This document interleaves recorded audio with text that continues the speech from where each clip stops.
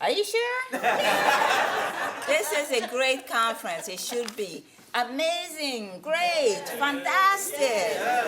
I mean, how many opportunities do we really get to get together as people of African descent to talk about things that are meaningful to us? It's not always that often. So when we get together, everything has to count. Okay. And so it is a great joy and honor for me to be here today and to see so many amazing people because it's not often that I get to have a room full of almost black people. My God, you know? And that alone for me is rewarding. And I think it is a confirmation from spirits that something is still deep, well, and alive. And that's what I'm here to celebrate with you. You know, this topic is so huge that I think that we needed like an entire year to just commit to this subject because it is the foundation of everything. When we talk about, you know, love, devotion, and, you know, spirit and rituals, it really needs its own time. It cannot be limited, but I do understand this is an academic setting. It does have to have limits so we can go on with other things. In the African tradition that I am from, the Dagara people, there is a lot that goes on that is spoken, that is not spoken, a lot that is visible, and a lot that is also left to be in the invisible world because that's where we belong. And I know that that is very contrary to the West, where we want to have everything out in the open. You know, much like we've been devoting a lot of our time, you know, trying to decode how they made the pyramid and how it works and all of that. One of the challenges with such a mindset is that by the time you are through decoding what made the pyramid what it is, you would have lost the mystery and the magic along with it.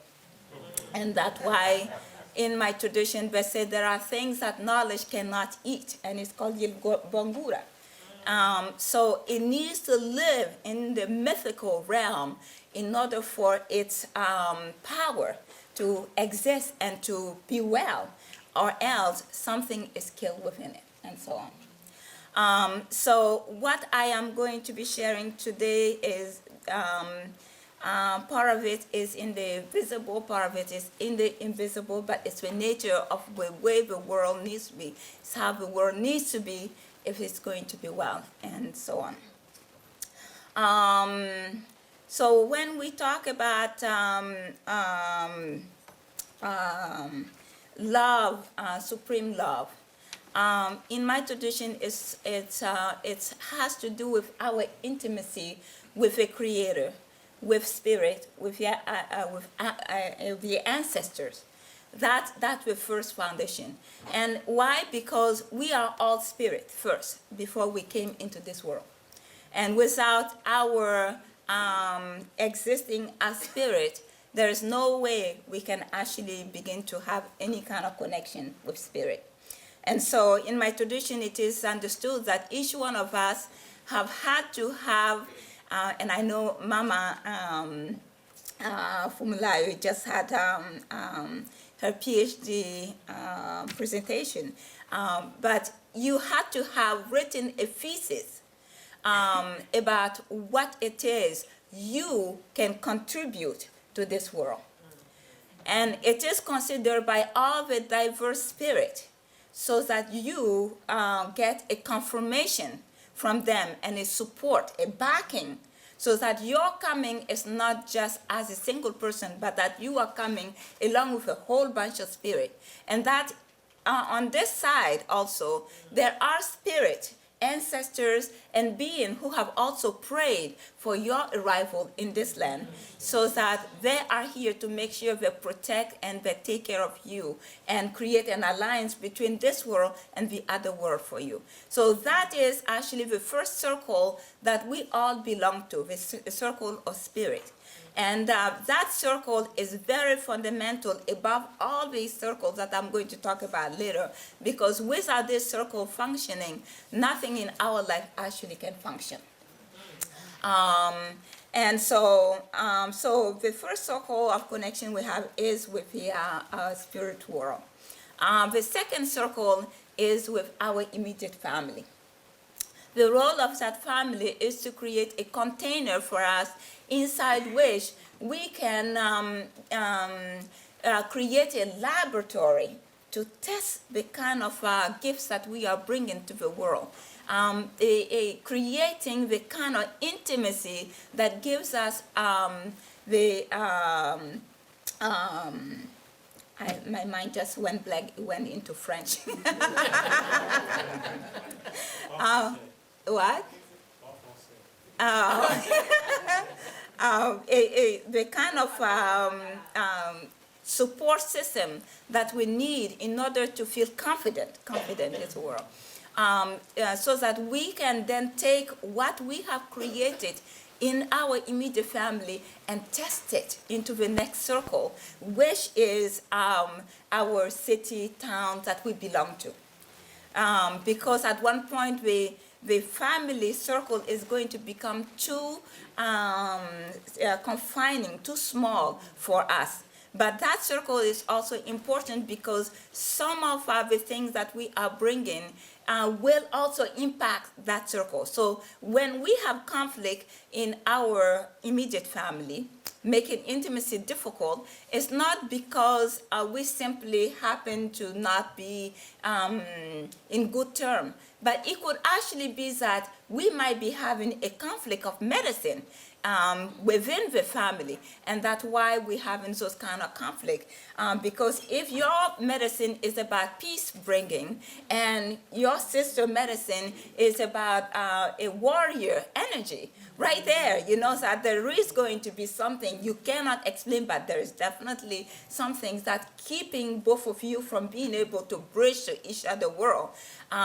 It's simply because the understanding is no longer there for our family to understand that these children have both valuable medicine. They just need to know that they both live on two different sides of the river and that there is a bridge that needs to take them to each other so they can understand one another. And so with that kind of understanding in our immediate family, we would also understand that some of us have also come in order to break certain patterns, certain rules that are in the family, that we actually have been chosen by the ancestors to come and do that work. And they trust us. They have entrusted us with that kind of work. And so we have their backing. We may not have the backing of a family because we are creating an earthquake that they don't want. And so they're busy trying to keep us away from the family. And that's one of the reasons why sometimes the intimacy heats up to a certain point where we have to be exiled from our own family. But that exile is very symbolic of the very things that they are not willing to see that is aching their soul.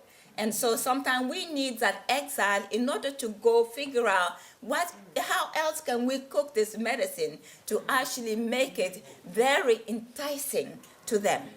And so when you are in such a position, don't think that everything has been lost, but that Spirit has actually given you a year or few years of sabbatical, so you can go and rework on the medicine that you are bringing, and so on. And so the third circle that we belong to is the circle of the city town, as I said. That becomes the next welcoming land for the kind of gifts that we have been tested in our family. And that circle is very instrumental in making sure that they provide a bigger container, a container that is more sturdy to receive the kind of medicine that we are bringing to the world, so that whatever happened in our family of origin is then alleviated by the presence of this next circle, so that we can have something else to hold on to. Kind of like if you are thrown out mid-air, that you can have, like a line, to grab onto somewhere. And so that is the main function of that particular circle, because without that immediate community, and when the family is not functioning, then you have nowhere else to go, and then intimacy becomes very difficult and challenging, and so on. The fourth circle that we belong to is that of a country that we are born into. And that particular circle role is to be able to give us the kind of legs that helps us bridge all the other prior circles, so that when you carry a passport from a particular country, and I know that is a very touchy issue, I'm not going to go into it, you are not just representing you once you step out of a country. You are representing the entire country.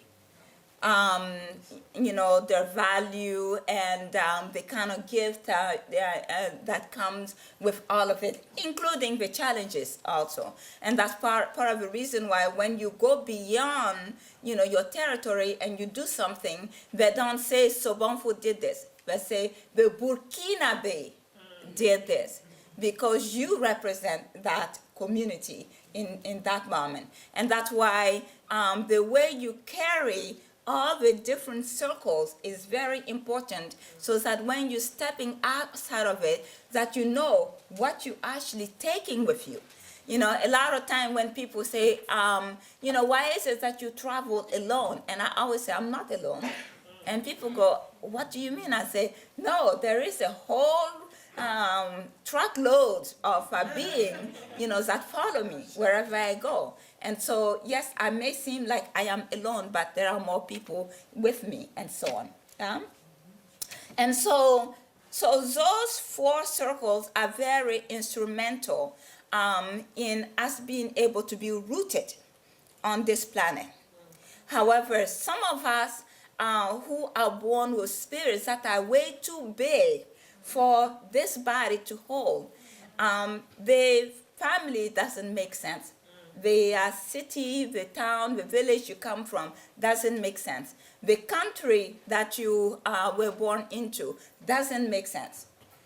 You have to be beyond those realms, which is basically you are naturally propelled into the world of what we call the world citizen. So you are the child of the universe, and that's the only place that makes sense for you. And so for any single one or any single country to confine you into one place is to actually literally kill your spirit, because it does not understand what you are talking about. And so that's why some people can never put root in one place, and you keep wondering, now why is it that they move around? It's because they're still trying to find a home somewhere. But if they actually knew what was happening, they will understand that there's nowhere in the world where they'll find a single home. So they just need to make do for however long they stay in any one place, knowing that this is home for now. Tomorrow it may be somewhere else, but today this is home. And that's where they begin to find sanity in their life, because they need variation and different energies in their life to thrive, and so on. And so when you work with all these different things and you look at your connection to the divine, you realize that there are energies within you that are continuously looking to go home. And that energy is about looking to reconnect with the divine, to have a certain intimate way of existing in such a way that there is no separation between you and the divine. Hence, our need to constantly do rituals, connect with other people, be initiated, so that we can lose the rigidity and the mask that this world tend to put on us, so that we can actually begin to feel our connection to the spirit realm. And that's one of the reasons why in my tradition, it's very important that through different stages in your life that you go through certain initiation, whether it is prescribed by the elders or not, you will initiate. Because the first initiation you even come into the world is that of being born. And that is so immense that a lot of us don't even know what to make of it. And that initiation also determines how you will connect to people and to this world. And so the simple fact of not being welcome or not being wanted alone will explain the kind of, not only the kind of medicine you will be bringing, but also the kind of challenges you are going to be encountering in this world and so on. Which also then impact your intimacy with yourself, with other people, and with the divine. And so, but what I want you to understand is that when people say that, spirit has abandoned me, spirit never abandons you. Circumstances in your life, events in your life may knock the life force out of you temporarily, putting you on a path of initiation to research for spirit. And in the West, the search for spirit often articulates itself in terms of, either your driver license, you want to test life to see, how far can this machine go, and can you defy gravity and all of that. Or it can be through drugs, sex, and so on and so on. And because the drugs open the door for you to meet with spirit temporarily. And then the effect of a drug kind of take you on a different path. And so you wake up somewhere else and you say, but I thought I was. And then you retry again.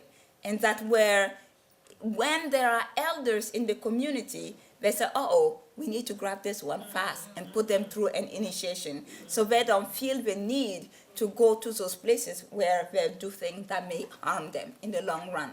Yeah? But when that doesn't happen, that gateway becomes a gateway that you are constantly trying to see whether you can break through it, and so on. The other thing that also happen is that it becomes almost like a rejection of a community. But there is reason why you reject the community, because the community is not doing its work to either create the kind of rituals that enables you to come home. And so there is a silent rejection that you feel from the community, which then make you feel, make you reject community at the same time. Because the role of a healthy community is to create a safe environment for each individual, where each individual is valued, seen, appreciated, welcome, and that their gift have a place to go. Because the gifts that I talked about in the beginning is whether there is a container for them to go into or not, they will have to be delivered, or else it will make you crazy. And so you may be doing things that do not make sense to anyone, but somewhere inside there's something trying to break, because it needs to release it so that there is healthy intimacy that can exist between you and the rest of the community. So therefore, your spirit is constantly trying to reawaken your community by giving them different signs, so that they will then do the work that is required of them to enable you to be free of those gifts and to shine again as you should be shining. And so by not having the community, some of us can then interpret our need to go home as a little need, in terms of a physical need to go home, like end your life and go home. And oftentimes those people who end up ending their lives and going home comes as a result of them basically not being able to find a portal that is suitable for them to be here, or they're tapping into a larger voice that is in the community, which most people do not speak to, and then they take on the message of the entire community. So that's why when suicide or homicide happen in any particular kind of community, it's not because those people happen to be evil or that they had some kind of contract with the devil, but it is because they are actually being messenger to something that is in the soul of the fabric of the communities that no one wishes to address. And so other ways that we try to connect with spirit by going on different initiation is to seek some type of union through rituals. So that in rituals, the sister who was presenting earlier was talking about Rishekure and its role in ritual, because sound is a natural opener of the doorways between worlds. And so in different rituals around the world, you will see that they use a lot of sound. That is to crack what is keeping us from spirit, to crack that open so that we can find a way to go home. And in us being able to open those doors, something in us must die, which is our need to control. Because a lot of us are busy controlling versus surrendering to spirit. And so we are constantly like, but I want to go home to spirit. So spirit said, okay, are you really sure? I say, yes, I want to go home to spirit. And in the end, spirit has to put you in places where you end up not being in charge so that you can actually begin to come home to it. You know, it's kind of like this story that my friend once told me from India, that Brahma goes to the water river because his life is not beautiful, and say, I want to serve. He says, are you sure? He says, yes, I am sure. And so he then goes on this journey, and he falls in love, he gets married, he gets children, and then all of that is taken away. And then he goes back to the water and says, I want to serve you. And the spirit says, are you sure? You're not getting the joke, huh? So it's supposed to be a joke. Because the self that desire to connect to spirit at the same time wants to control how spirit is going to manifest itself or how we are going to connect with spirit.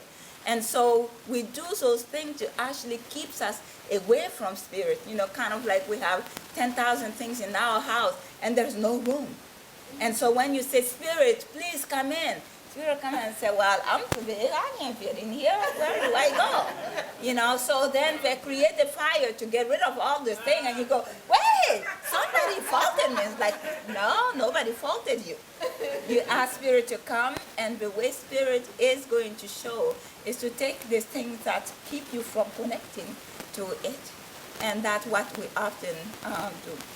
Now, there are sometimes rituals, and I'm sure it has probably been addressed or will be addressed here, that spirit takes us home in the context of ritual or community gathering when the energy is so ripe.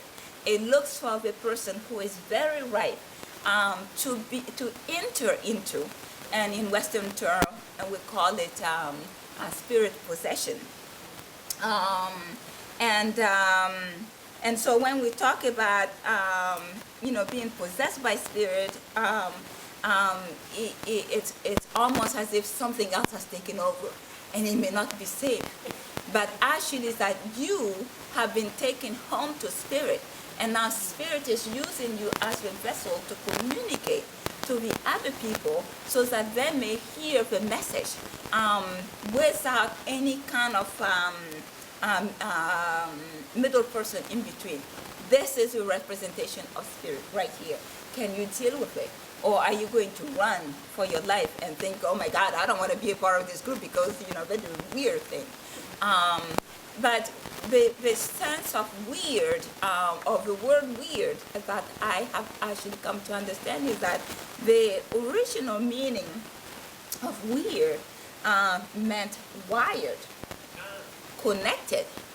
And so when they say you are weird, you should say thank you. Because, no, seriously, because it is an affirmation that you're still with spirit. That despite what life has done to you, or people have done to you, they have not been able to cut your cord between you and spirit. And it's a good thing. And so in this going home with spirit, there is a certain depth of a person because their sense of control is not there, but it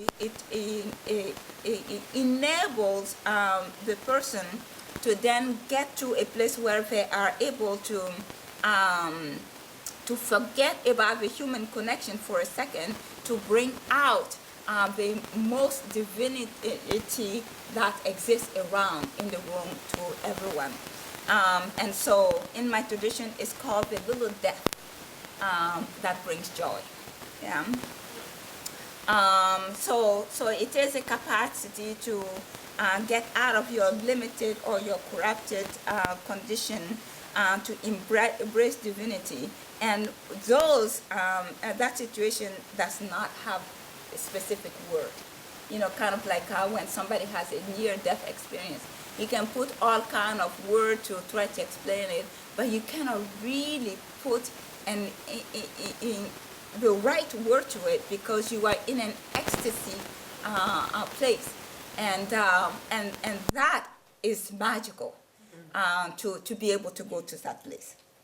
And so, how am I doing time-wise? I'm still good? All right.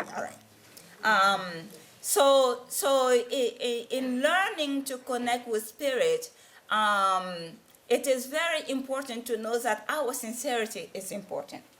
The clarity with which we go to spirit is important. Because most of the time, when I hear people pray here, I go, what kind of prayer was that? It's kind of like asking for something to happen and not to happen. It's like, the most common one I hear is, Spirit, I ask you to come and help us if you are available. So okay, they're not really serious, so let me go find another fun place to go, Or if people say, oh, I'm really about to die, but if you think I'm worthy of living, then do something. In my tradition, that would be inconceivable. You cannot say to spirit, I want to live, and if you don't think I deserve to live, then let me die. It's a matter of fact that, you go through a certain gateway, which then cut through the middle person and takes you directly to spirit and say, look, spirit, I am about to die, and I don't want to die because I still have work to do here. And so I am converting all the energies that are possible to come to you and to make you crack that doors that give me a new ticket so I can be here. And and that is direct, and you don't wonder, okay, does this person want to be alive or not? No, they made it clear, I want to be alive. So don't make deceitful prayers. Those don't take you somewhere. Be clean, clear, sincere about your prayer. And that's why a lot of time in my tradition, we use the gateway of emotion. In the West, we say, black people were too emotional, but that's what has kept us alive all those years here. And, and so the gateways of emotions are very critical to connecting with spirit. And so when we were on those plantations, and those prayers, that came with tears. And today we're sitting here and we think that we just happen to, survive. No. Then you have to make sincere prayers, to open the doors between spirits so that when, there is threat coming their way, that the threat will not find them because the prayer seals the doors. And we need to really reteach the young people to go back to that way of prayers because they don't know how to tap into that energy anymore. And it is so critical because it is what creates intimacy. You cannot create intimacy between two people just by sitting, and doing, brain thought on your own without really connecting with a person and expressing something to the person. You have to come alive with it, If somebody is in your life for 10 years and you haven't told them you love them, you think they know that you love them? No, you have to. The words are important, the actions are important, and, your emotions have to be there. That's the bridge right there. You cannot not go through those. And so, so it's very critical that we relearn to pray and to allow spirit to come in and to come in the ways that it needs to come in so that we can basically have a direct connection and not have middlemen as we used to and so on. We also need to rework on our community because without a healthy community around, our intimacy become very fragile. And it's very difficult to create any kind of ecstasy within our lives or the collective life because nothing is gripping, nothing is truly working. So community takes on the trouble of the individual so that the individual is then free to dive into the world of spirit, knowing that they got their back. If community has your back, there's nothing you will not do. There's nothing you will not do. And that's the truth. And so when I travel and people go, how can you? I say, those people are there. They got my back. And so I know if I'm falling, somebody will catch me. And so, how do you begin to create that community? And part of it is probably turning off the TV because there's so much junk news that it's not, really working. Some of it is consecrating time to our children. Some of it is even changing how birthing happens. Some of it is changing how we empower each other. Some of it is us being able to call onto the ancestors and know they're real. And they're not just, names that we call onto, but that when we tell them to show up, that they show up. And so it's very important that we really recreate that because we cannot talk about supreme love without our children. We cannot talk about supreme love without our elders. Those two extremities create stable environment for us to be. We cannot be ecstatic without those two. And that's the truth. When we talk about depression, it's because those extremities are not taken care of. They are not at home, so how can we go home when there's no one home?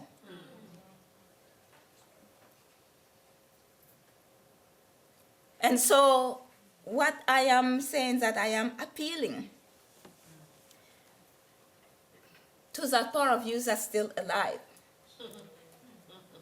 to those ancestors who are still standing behind you, to the spirit of the land and to the native who hold the sacred ground, to reawaken in each one of us the capacity to stand behind our children and our elders and recreate what's going to bring passion, life, recreate the bridge to intuition, and also recreate the things that will keep us constantly united with spirit so that we can be alive again. We cannot afford to go to sleep. The ancestors have not been sleeping, so why should we? So with that,